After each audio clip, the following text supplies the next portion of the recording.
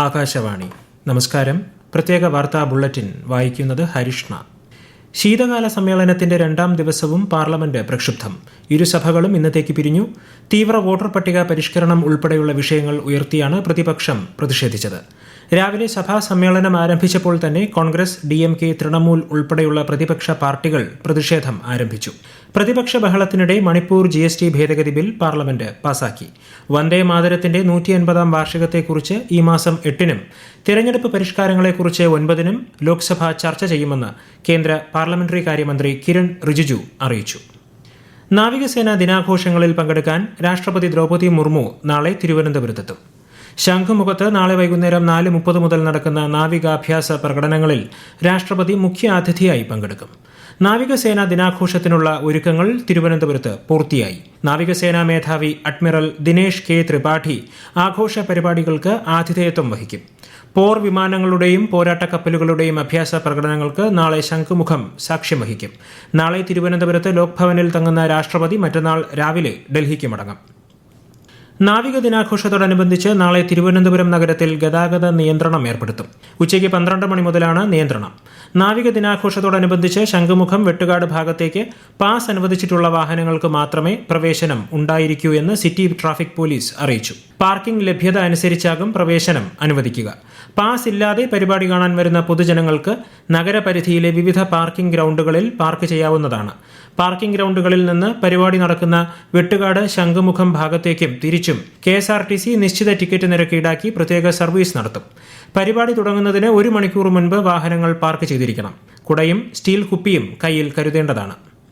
കേരളത്തിൽ SIR നടപടികൾ തുടരാമെന്ന് supreme കോടതി. എന്യൂമറേഷൻ ഫോമുകൾ സമർപ്പിക്കുന്നതിനുള്ള സമയപരിധി നീട്ടണമെന്ന സംസ്ഥാനത്തിന്റെ ആവശ്യത്തിൽ കേന്ദ്ര തിരഞ്ഞെടുപ്പ് കമ്മീഷൻ 2 ദിവസത്തിനകം തീരുമാനമെടുക്കണമെന്നും കോടതി നിർദ്ദേശിച്ചു.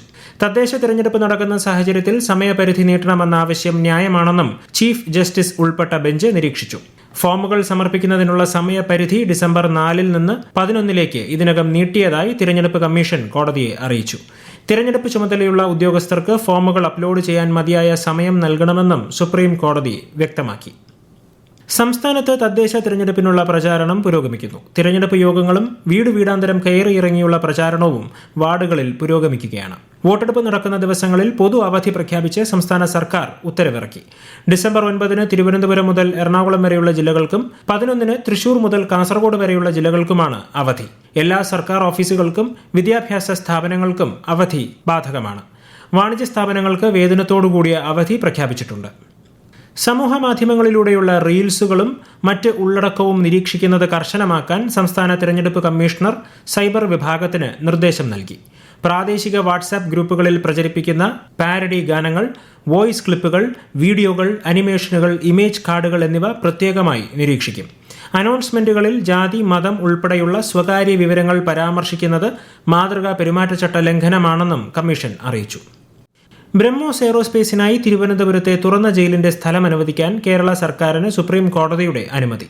നെട്ടുകാൽ തേരി തുറന്ന ജയിലിന്റെ 180 ഏക്കർ ഭൂമി ബ്രഹ്മോസിനും 45 ഏക്കർ സശസ്ത്ര സീമാ ബെല്ലിനും 32 ഏക്കർ ദേശീയ ഫോറൻസിക് സയൻസ് ലബോറട്ടറി സ്ഥാപിക്കാനും വിട്ടുനൽകാമെന്ന് കോടതി അറിയിച്ചു. തിരുവനന്തപുരത്തെ വെള്ളയാണി തടാകം ഏറ്റെടുക്കലിൽ കർഷകർക്ക് ഇടക്കാല ആശ്വാസമായി ഹൈക്കോടതി ഇടപെടൽ. വെങ്ങാനൂർ, കല്ലിയൂർ പഞ്ചായത്തുകളിൽ നിന്നുള്ള താമസക്കാരെ അനധികൃതമായി ഒഴിപ്പിക്കരുതെന്ന് സംസ്ഥാന സർക്കാരിനോട് ഹൈക്കോടതി നിർദ്ദേശിച്ചു. തടാകത്തിന്റെ ഇരുവശത്തുമുള്ള ഭൂമിയുടെ കൈവശക്കാരായ 60 കർഷകർ ചേർന്ന് നൽകിയ ഹർജിയിലാണ് നടപടി. കഴിഞ്ഞ ദിവസം കോഴിക്കോട് അന്തരിച്ച കാനത്തിൽ ജമീല MLAക്ക് നാടിന്റെ യാത്രാമൊഴി. ഭൗതികദേഹം അത്തോളി കുനിയിൽ കടവ് ജുമാ മസ്ജിദ് ഖബർസ്ഥാനിൽ ഖബറടക്കി. കൊയിലാണ്ടി ടൗൺ ഹാളിൽ പൊതുദർശനത്തിന് വച്ച ഭൗതികദേഹത്തിൽ മന്ത്രിമാരും രാഷ്ട്രീയ നേതാക്കളുമടക്കം സമൂഹത്തിന്റെ നാനാതുറയിൽ നിന്നും നിരവധി പേർ അന്ത്യാഞ്ജലി അർപ്പിച്ചു. റിസർവ് ബാങ്കിന്റെ പണനയ സമിതിയുടെ ദ്വൈമാസ പണനയ അവലോകനത്തിനായുള്ള 3 ദിവസത്തെ യോഗം നാളെ ആരംഭിക്കും. പ്രധാന നിരക്കുകളും തീരുമാനങ്ങളും reserve bank governor Sanjay Malhotra വെള്ളിയാഴ്ച പ്രഖ്യാപിക്കും. ലൈംഗിക പീഡന കേസിൽ രാഹുൽ മാങ്കൂട്ടത്തിൽ MLAയുടെ മുൻകൂർ ജാമ്യാപേക്ഷ തിരുവനന്തപുരം ജില്ലാ സെഷൻസ് കോടതി നാളെ പരിഗണിക്കും. അടച്ചിട്ട മുറിയിൽ വാദം കേൾക്കണമെന്നാണ് രാഹുലിന്റെ ആവശ്യം. കേസെടുത്തതിന് പിന്നാലെ ഒളിവിൽ പോയ രാഹുൽ മാങ്കൂട്ടത്തലിനെ പിടികൂടുന്നതിനുള്ള ശ്രമം പോലീസ് ഊർജിതമാക്കി. പ്രത്യേക വാർത്താ ബുള്ളറ്റിൻ കഴിഞ്ഞു. അടുത്ത വാർത്താ പ്രക്ഷേപണം നാളെ രാവിലെ 6:45.